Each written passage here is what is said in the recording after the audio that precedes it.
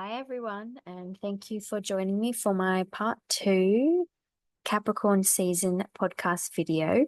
So I left off on my last part 1 video on the 30th of December, where we had Chiron stationing direct with this now forward motion of our self-acceptance, identity acceptance journey, lifting us off into 2025 for this very cardinal sign oriented year. It is a year of initiation and new beginnings through huge transitions.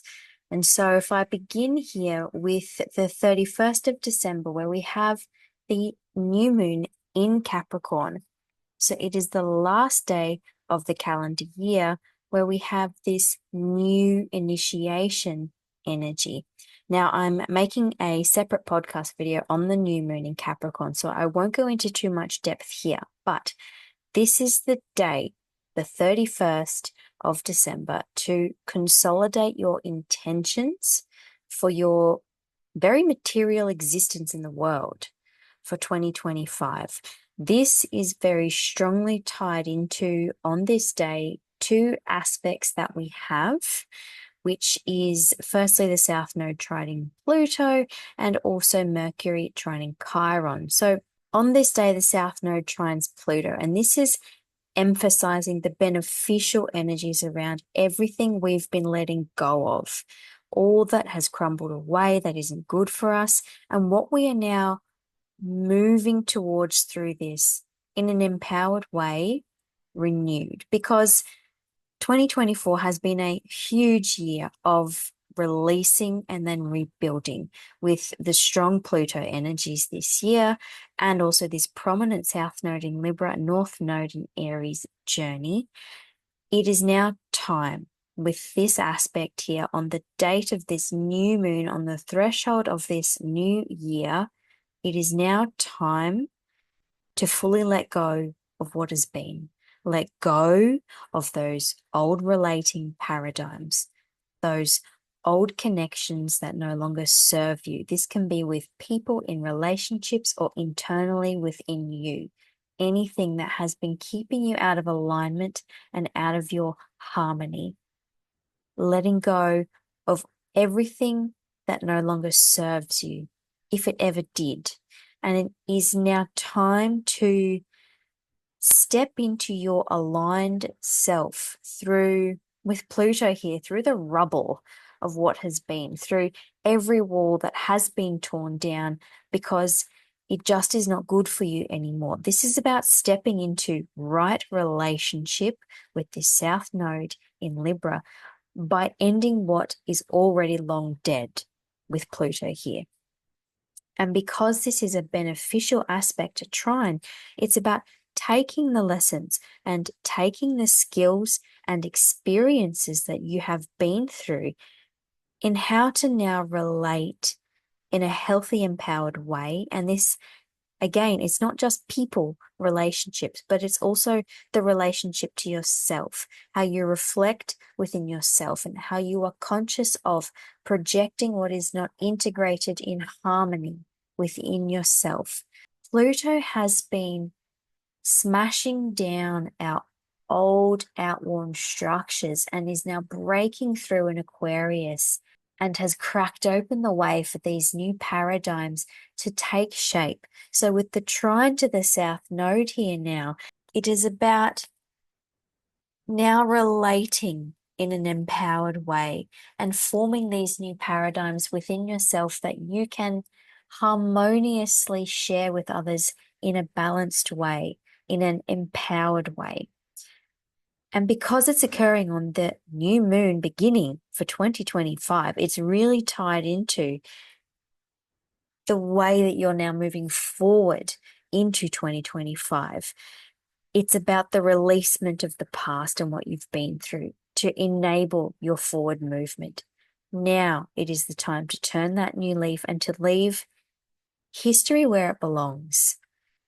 And so also on this day, Mercury trine Chiron, Mercury in Sagittarius trining Chiron in Aries at 19 degrees. These two are both now direct. Chiron, as I said before, has gestation direct, and Mercury is almost about to exit his shadow zone on the 3rd of January. And this is his third and final pass to Chiron and his final aspect before exiting that shadow zone. So as I will go into my new moon video, the new moon intentions and goals, whatever that means for you, could be very influenced by the conscious knowing with Mercury in Sagittarius that moving forward, the support structures, Capricorn, in your life will be more consciously aligned with your higher intuitive consciousness, and the support structures in your life will be consciously aligned with your true transcended whole self that you have been coming more fully into through this Chiron journey through Aries, which is the acceptance and healing of your identity and moving through any of that sense of authentic self wounding. These new intentions around your structures and your life goals, or even new ways of living your life in practical ways, new traditions even on the day of the new moon, could be directly supporting your sense of self or supporting your conscious knowing of that sense of self. But now moving on to the 1st and 2nd of January, which we don't have any major aspects. It's rather quiet, but it is a build-up time. It's perhaps a very useful time to integrate, to settle, to consolidate the energies that you've been experiencing, and also perhaps to prepare for the big thing that we have happening on the 3rd of January, which is Mars retrograde opposing Pluto for the second time. Before I go into that, on the 3rd of January, it is important to note that Mercury, as I said before, is leaving his retrograde zone on this day. So he's exiting his shadow. So anything we've been experiencing since November around the conscious integration of our higher intuitive mind, noticing signs and symbols, noticing that there is meaning behind each and every little thing in our everyday lives. This could have been around perhaps having to think in a non-linear way and having to tap into our intuitive knowing and bigger picture understanding before being able or capable of knowing the facts or the reasons or the logic behind something. So because Mercury is now exiting that shadow zone, we could be having more clarity here. This could all be coming to a bit of a relieving conclusion. If your mind has been getting bombarded since November, then this is a more enjoyable ride, these last 7 or so degrees of Mercury in Sagittarius, because this mind or consciousness expansion with Mercury in expansive Sagittarius, it has been very strongly tied into how we are growing and moving towards our life purpose, towards any life changes that we've been moving through, because this Mercury has been very strongly interacting with that very strong Jupiter-Saturn square that I have been talking about for a while now, and I spoke about in my part 1 Capricorn season video, and which, by the way, is also very strongly tied into this new moon on the 31st of December, because the ruler of Capricorn is Saturn, and Saturn is one corner of this Jupiter-Saturn square. So this new moon again is very tied into how we are shifting and changing for our betterment, and I will go more into that in my new moon video. So 3rd of January, Mercury exits the shadow zone, which means quite potentially more clarity, more of an ease in positive thinking, and more of an ease in that tapping into our intuitive mind rather than our logic, linear, scattered mind even. This can be helpful because this is the day that Mars retrograde opposes Pluto once again. So this story began back at the beginning of November. This is a power dynamic, which is teaching us how we are aligning our true will and healthy drive with Mars. That comes from the heart because Mars is in Leo. And the way that we are aligning this is by being required to end something with Pluto, destroy something, release something, and probably this is aspects of the ego, which are maybe toxic or at least not in alignment with your heart or with your true will and authentic inner drive. This releasement or being forced to end something began in November when Mars was in Cancer and Pluto was still at that 29 degree of Capricorn. So in November, this was our Mars in Cancer basic gut drives that stem from our emotional history that we might not have been conscious of. It's our emotions being triggered and activated by a power structure or something out of your control. And what this was doing at this time in November, whatever was being highlighted that isn't structurally sound or viable in your life, within or without, that is probably an unconscious emotional patterning or emotional framework or emotional structure that has been feeding your actions in your life without you knowing. This was a highlighting of that and a bringing it to the light. And this could have hurt. This could have felt yucky. This could have brought up feelings or history or hidden subconscious emotions that haven't seen the light of day. This could have been secrets or the underbelly of something or unpleasant things, but it was brought to the light to be examined. And with Pluto, it was brought to the light to be transformed or dismantled, ended, destroyed for your empowerment. This process began in November, and now these following two oppositions will no longer be in Cancer and Capricorn, they will be in Leo and Aquarius. So remembering that Mars in Leo is going to go back into Cancer on the 6th of January after this current opposition. And it will be to redo, to realign these unconscious emotional issues that eventually will be enabling you to progress from a healthy emotional will. Before Mars does that, with this Leo Aquarius axis here, with the ego Leo that is being required to dismantle in some way now and then at the end of April, it's a big process and it can be an ego death, an ego rebirth, because Leo is the conscious ego. And the opposition occurs on the 3rd of January. Mars retrograde then re-enters Cancer on the 6th of January to, as I said, activate those emotional drives, emotional patterning that has been unconscious, that has been feeding your emotional drives. All of these things that need a rework. This could even be emotional trauma that needs examining. And then once Mars is direct again, we'll re-enter Leo again and oppose Pluto again in April for the last time in this cycle. So what has been being reworked now within your subconscious emotional patterning, your history, your unconscious emotional drives, anything that is going to be reworked this year until April has really been in preparation for this ego rebirth, because I do see this 3-hit opposition cycle as if you are going through a process that was begun in November where you were cracked open emotionally.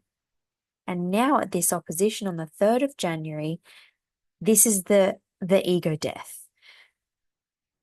And then in April, at the third and final opposition, this will be the ego rebirth. Because I'm saying this, Pluto is the birth, death, rebirth cycle.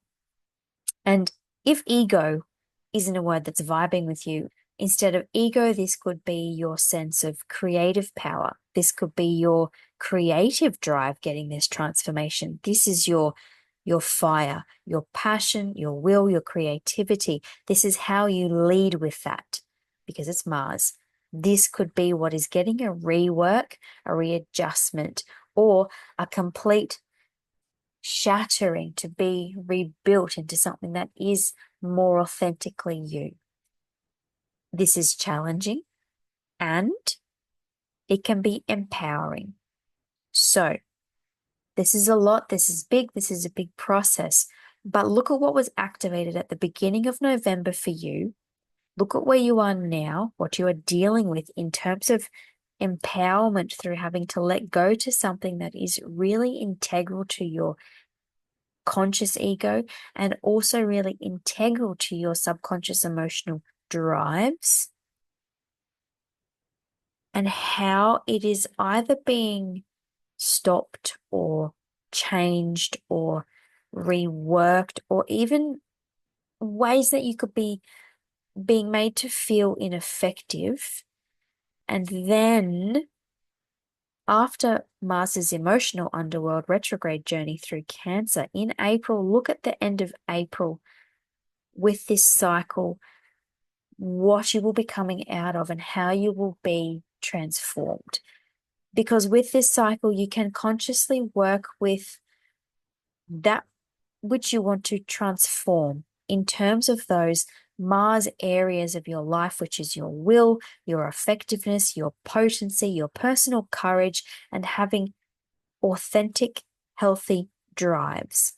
So we have to have an emotional rework because Mars will retrograde back through Cancer before we can step into this reborn, vital, authentic, healthy Mars drive self when Mars re-enters Leo and opposes Pluto for the final time in April. So watch the 3rd of January. There is a build-up and a buffer zone kind of on either side of this day. So give it 2 days either side as Pluto does move slowly and Mars retrograde is also not moving that fast as well. So this is strong, this is intense. And as I said, this can be quite reminiscent of buried anger, of wrath, of rage, even trauma. So be mindful of the people around you and how they are reacting rather than responding to circumstances or to each other, and be mindful. Be very mindful because being conscious of this is really your opportunity to clear it, end it, and align it during this first half of 2025.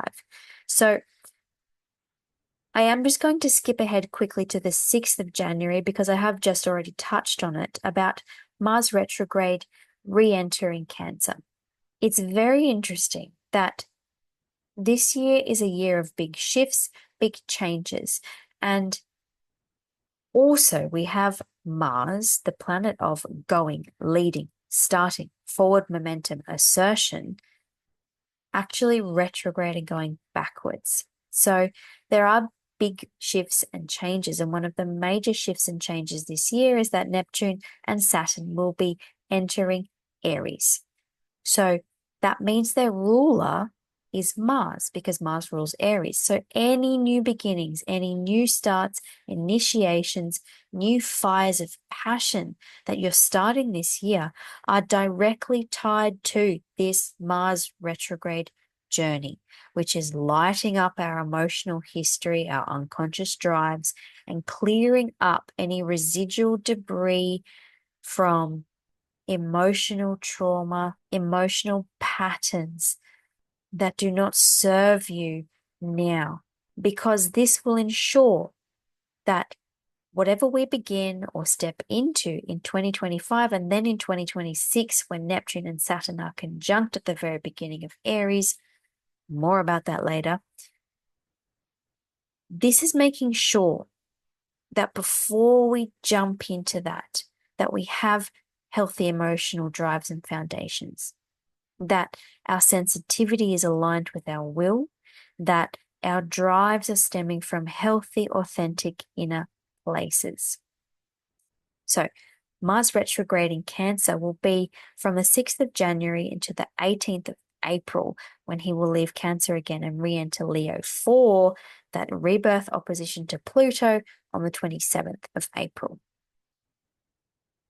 Now, back to the 3rd of January again, onto a different topic.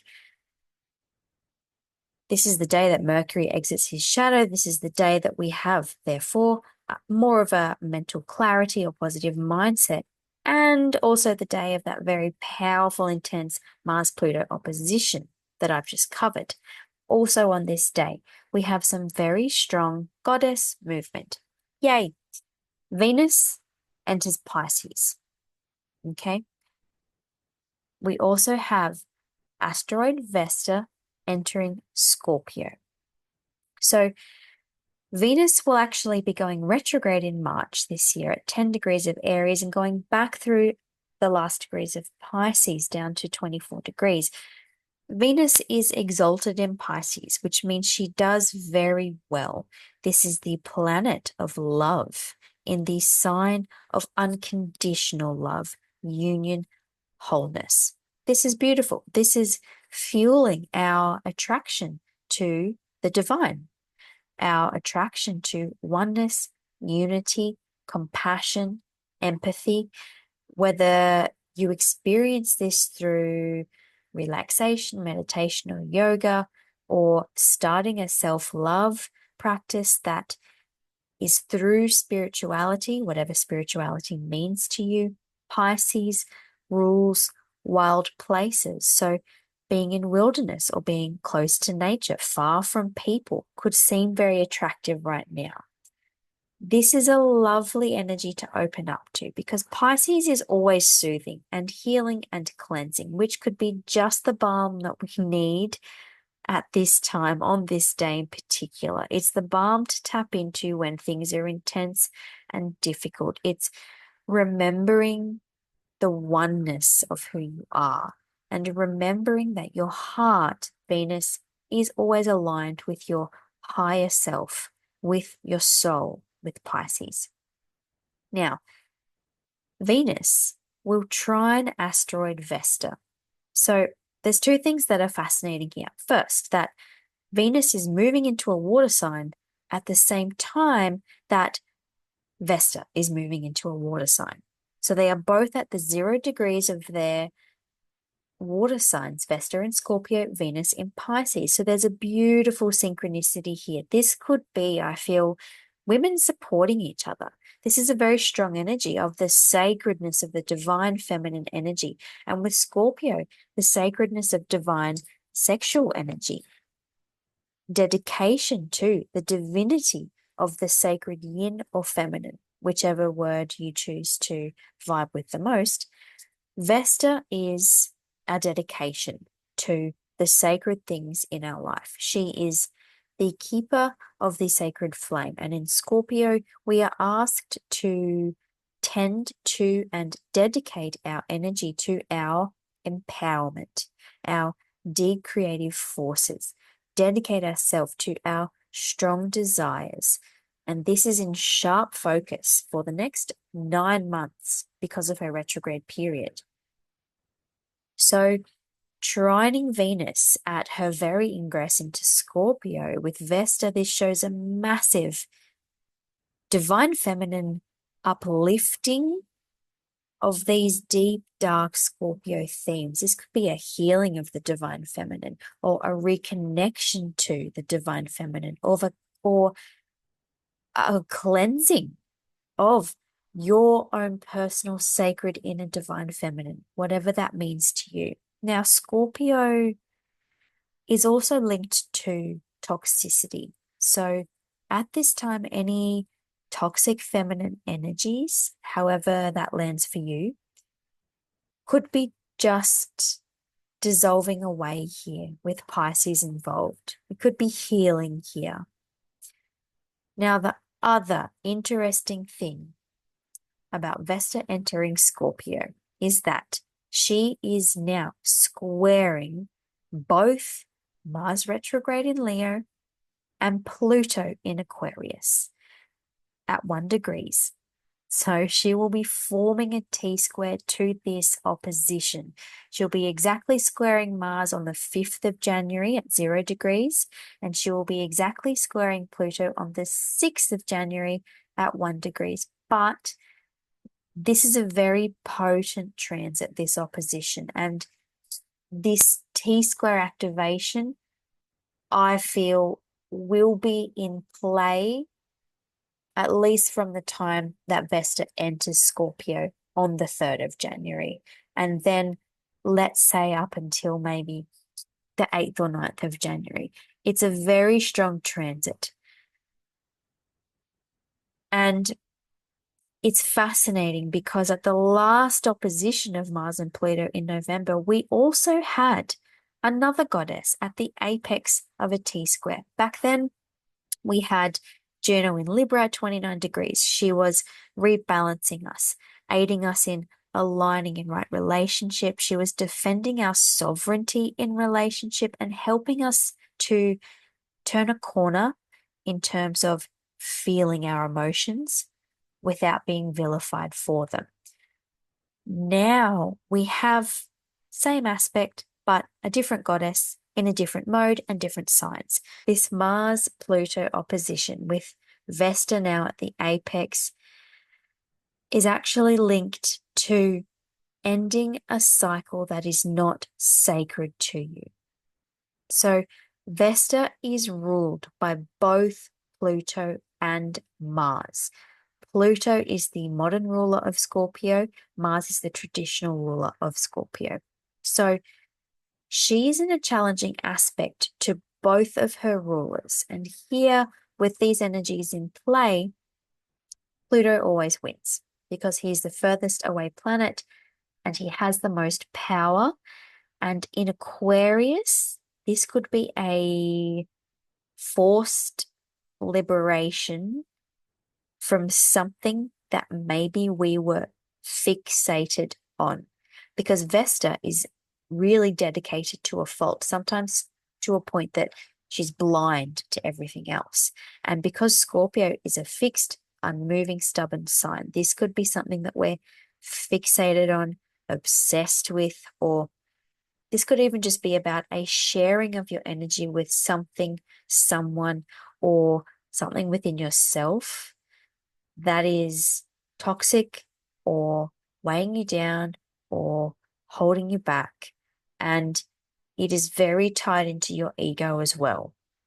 Your ego is very linked to whatever this fixation has been, because Mars in Leo is the ego. So Pluto here, as the strongest energy, is like in Aquarius, like the lightning bolt or the earthquake or the fires of the earth. It's like it's opening up and it's forcing you to crack open and release and end this thing that has been so linked to your ego drive here. And this ultimately is an empowering process, but again, it's tough. This is about cycles and having no choice but to allow cycles to unfold. You can't cling to something, because to everything there is a season. Everything starts, everything has a middle, everything has an end. But paradoxically here, these fixed signs don't really like change. So that is where the toughness and the difficulty can be here. It can be very confronting. And it's just interesting to note that this is another goddess here at the apex. So Mars is the planet of masculinity qualities, as in thematically speaking in astrology, this is yang, assertion, drive. And he's retrograding through the sign of the divine yang, which is Leo. Okay, so this is a reworking of a healthy yang expression. But then Mars will be retrograde through Cancer, which is the sign of the divine feminine, ruled by the moon. So it is a reworking and a rebalancing and a realigning then of our identification with both these yin and yang energies within us. So this opposition in T-square, therefore, could be this reassessment and realignment, or even with complete shattering, in order to remake, rebuild a balanced identification with these yin and yang energies, particularly because it's Mars, it's a balancing of the yang. So how are you identifying with, Leo, your drive, will, and ego? Is it a healthy identification? Is it empowering? Is it true? Does it need realignment or balancing out with some yin energy to straighten it out a bit? Or does it really need a bit of a firecracker thrown in there to just wake it up and get it going? So Vesta in Scorpio here is requesting most adamantly that you dedicate yourself to your empowerment. And with this T-square here, that empowerment could very well be through this realignment of yin and yang, masculine, feminine energies. And Scorpio is alchemy, Pluto is alchemy, and you can't just throw one ingredient into the cauldron and expect something magical to happen. An alchemist mixes, balances, adds, and subtracts. And a T-square is always a realignment. So what needs adding? What needs subtracting? What might need stirring up with this unmoving, fixed, stubborn energy? So this T-square could be a liberating empowerment that comes from a realignment. And the ego death that I spoke about before could be a huge part of this, or at least a significant attachment of the ego to something could be becoming forced to be unattached. So, in amongst all this, on the 5th of January, we have Mars retrograde in Leo, trining the North Node in Aries again for the second time. So this is wonderfully uplifting, warm. It could be the inspiring reminder that everything that we're going through and reworking creatively, egoically, it is all bringing us so much closer to our soul evolution, life evolution, energy evolution, karmic evolution with the North Node in Aries here. And because it's Aries, this is through the becoming of who you really are. So the 5th of January is a very good and positive day. And it can be a very re-inspiring day after everything that we've been going through. The final trine of the Mars retrograde period to the North Node will actually be in water signs. It will be when Mars is still in Cancer, and the North Node will have already moved into Pisces. So it's a different story with kind of the same framework, but we won't get this connection to the North Node again in Aries because it will be moving signs. So make the most of this passionate, inspiring, fiery, uplifting energies here on the 5th of January. Then on the 7th of January, we have Mercury squaring Neptune, and incidentally also squaring the galactic center, because it will be on the 27th degree of Sagittarius, which is the position of the galactic center. So Mercury is nearly finished his journey through Sagittarius. It's entering Capricorn on the 8th and promptly then squaring the nodes at 0 degrees on the 9th. But before all of that, it has a pass at Neptune and also crosses the galactic center. So at 27 degrees of Sagittarius, we could be getting some pretty far-reaching information, downloads, strong energetic mental alignment on this day with the galactic center involved here. So Mercury crossing the galactic center and then squaring Neptune, it's also activating this ongoing galactic center Neptune square. Okay, so this is super high vibe. This square is from the energy of higher connection, unity consciousness, Neptune and Pisces, and this is being brought into truth. This is being brought into alignment with galactic and cosmic wisdom and infinite opportunity here with the galactic center square. This could even bring in galactic's communication because it's Mercury. This could bring through learning more about the cosmos, learning more about your expansion. And because it's a square here, it's a hard aspect. It's always a realignment, a readjustment, or a conflict. This is just making sure that your dreams in Neptune are in alignment with your higher truth. This is making sure that the sense that you have of this oceanic connectedness to all that is being positively channeled, because Neptune, and especially Neptune in Pisces, can be illusion, delusion, fogginess, feeling lost, and also addiction. So the galactic center, I just really get, is calling us back home, calling us back into alignment in our experience of these beautiful unconditional love and connection energies, and feeling it in a positive way, channeling it through positive outlets. So what are you truly made of, and how can you reconnect with it beneficially? Not through addiction, not through illusion. Sagittarius is truth, and the galactic center is highest truth. So Mercury activating it is bringing all of this into consciousness to move through. And this is to up level our minds just that next step again. This is an important day, 7th of January, to stay grounded. Depending on how the energies work with you, it could be very confusing, or it could be very unsettling or even destabilizing, because these very high frequency energies, if you aren't grounded properly, can lift you up and take you away and forget to put you back down again. And this can be rather prevalent because Mercury is a very fast-moving planet that is close to the Earth. So it's like the moon. We do tend to feel Mercury movements more strongly. And that's why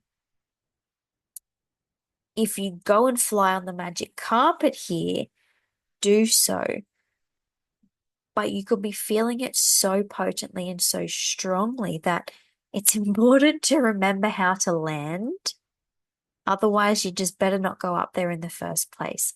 And you can really experience these very expansive energies without getting lost with Neptune and Pisces here. Then on the 8th of January, Mercury enters Capricorn. So our minds will get nice and grounded on the 8th of January, because after this whirlwind of a retrograde adventure through Sagittarius, interacting with Chiron, interacting with the Jupiter-Saturn square, crossing the galactic center, Mercury will come down to Earth again in Capricorn on the 8th of January. So this adds to the steadiness of the energies in Capricorn season. So Capricorn may not be the most mentally stimulating place for flighty, cerebral, intellectual Mercury, but it sure puts the mind to work in a very productive way. So we're thinking about commitments. We're more conscious of our work, our schedules, our planning, our responsibilities. So even if you're on holiday at this time, this can be a great place for the mind to be, because the structured mind can fit in everything that needs to be fitted in. And there's less chaos here. There's less flariness, very technical term. And I do feel that this could be rather a relief right now, given the intense start to the year and given the mind bombardments that we've been having with Mercury through Sagittarius. So this is a very good energy to lean into, to ground your mind, ground your thoughts, think realistically, think productively.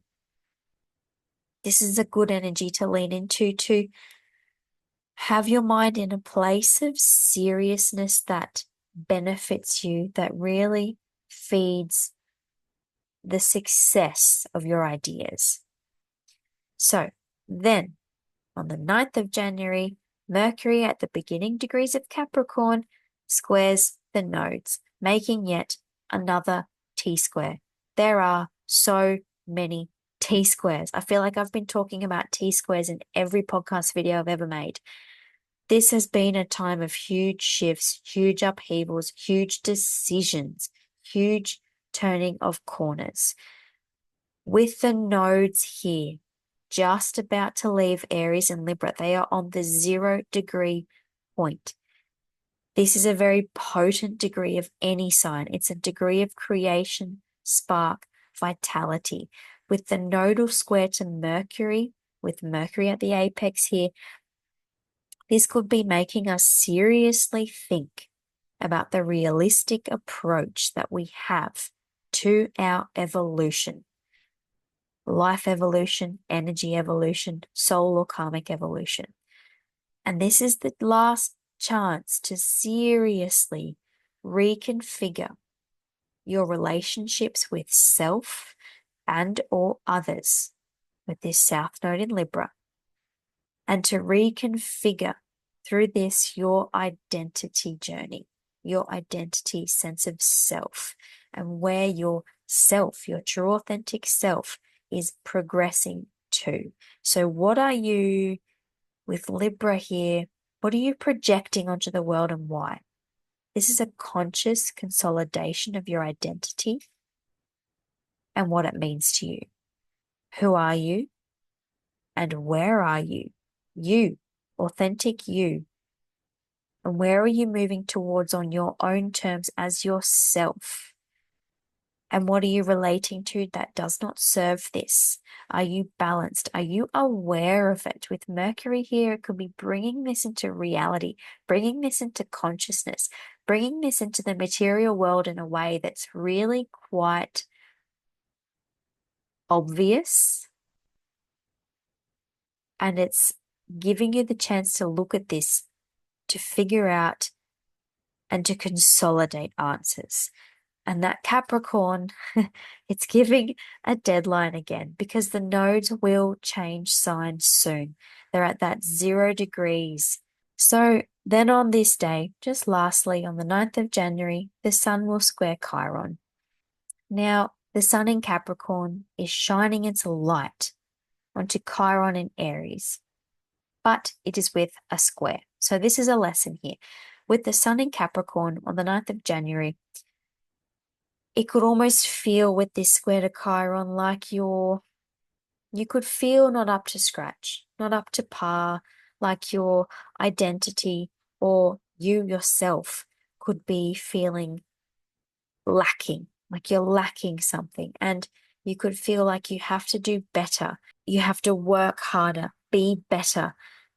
And this is a lesson here with the square, to be mindful, not to be too harsh or too critical or too judgmental of yourself or others here. And also to not hold yourself up to standards that are too high for perhaps where you're at, or could just be unrealistic. So there is a lot of advancement energy around, movement, changes, up leveling, and it could feel overwhelming, and you could feel like you're too small or insignificant or not worth the effort. And with the sun in Capricorn here, it's important to be realistic. You are who you are. You do what you do when you do it. And Chiron in Aries is teaching acceptance of that. Do not hold yourself to any standards but your own, and ensure that those standards are reflective of who you really are, and make sure they're realistic. So make sure also that your own standards are beneficial and not harsh. Don't give yourself ambitions that you know aren't realistic, or ambitions that aren't really aligned with who you really are. And ultimately, don't be discouraged. With Capricorn here, the energies of Capricorn, it's a marathon, not a sprint. And Chiron in Aries could feel like there's a lack of potency of self when things aren't healing and transcending right now. And ultimately, this square here could just be a tough love energy of buck up, crack on, because you have all the strength and tenacity it takes to keep going. You have the courage, you have the potency in who you are to manifest and be successful in whatever you put your energy to. That will do, I think. So I'll leave that there on the 9th of January. Thank you so much for listening. I hope you're enjoying these Capricorn season energies and the manifold energies that are coming with it. Remember that you have all the reserves of determination and stamina required for anything that you're going through right now. Rest as needed, be realistic, keep your feet on the ground, and allow for the manifestation of the intentions that you are setting for 2025. Thank you again for being here, and I look forward to reconnecting with you again in the next video. See you later.